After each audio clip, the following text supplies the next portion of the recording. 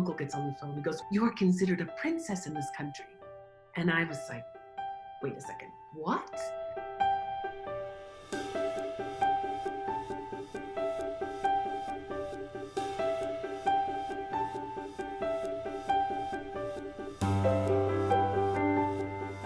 When I was first adopted, my sister's friend looked over me and she says, "Now wait a second, is she Black or does she just have a really good tan?"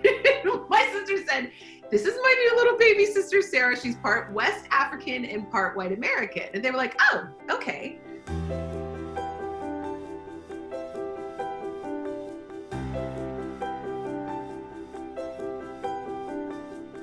I had found my birth mother's family when I was in my first year of graduate school and my early 20s. So I found out she had passed away of cancer. I really got to meet this amazing family and started to learn about my birth mother, and I got to meet her sister, which was really, really cool.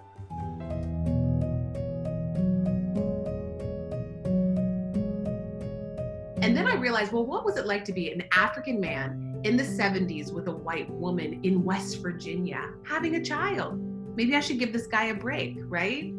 So the moment I got out of my own way and opened myself up and was like, wait a second, what has his life been like?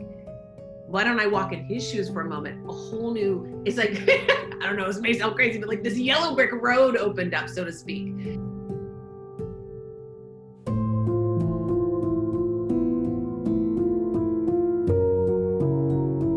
So I wrote a letter. 4 days later, I get a phone call. And there's this woman on the other line, and she says, "Hello, Sarah. This is your Auntie Evelyn. How are you?" And I froze. And then my uncle gets on the phone. He goes, "Oh, Sarah, we are so happy you've been found. Do you know who you are?" And I'm like, "I'm Sarah?"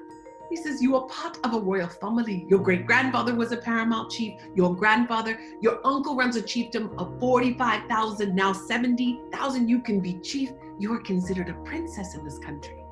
And I was like, wait a second, what? He said, "We're gonna contact your father in Sierra Leone. He's gonna be so happy to meet you."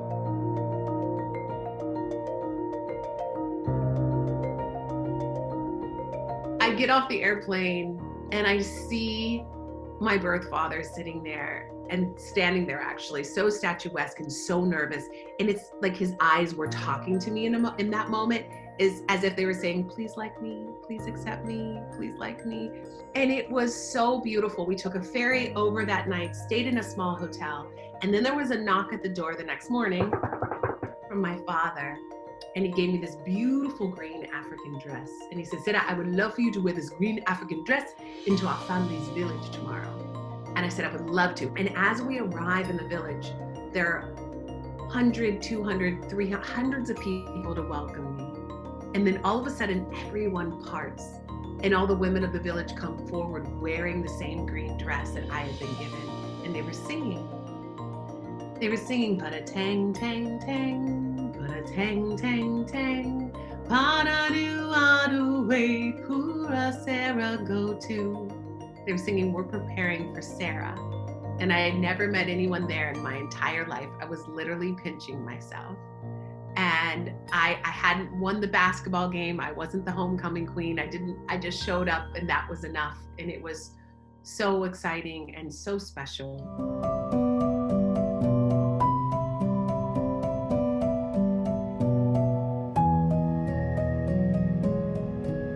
They had celebrations for the next couple days. And then I got to tour around the campus of Boompeh High School.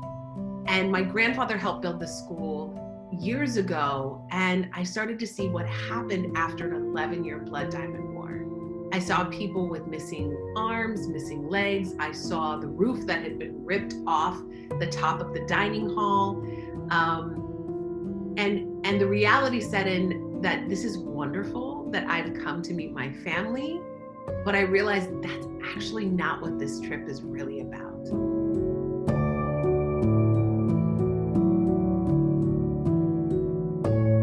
I can't go back to the United States and go, "Oh gosh, I hope you guys work this out." I realized this is my family. This isn't the Blood Diamond movie that I can put pause on and just walk away. This is my family and we've got to do something.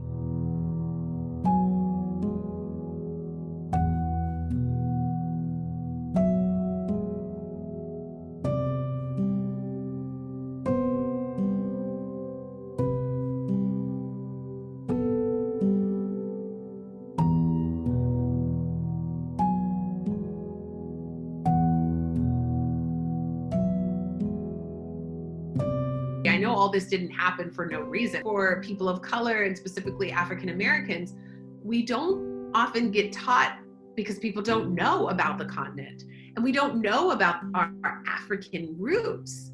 And so we're only taught about slavery, which tends to make me go, oh gosh, not another slavery movie. Even though it's an important part of our history, it's not all of it. And I think what can be great about this movie is that it can actually take us back to knowing that we didn't all come here as slaves. We were Africans, mothers, fathers, doctors, lawyers, healers, everybody, and then made slaves. And there's this missing piece that I feel like I want African Americans to know who we are, like where we all come from, because it's been so long and we've been disconnected, but it's really our origin.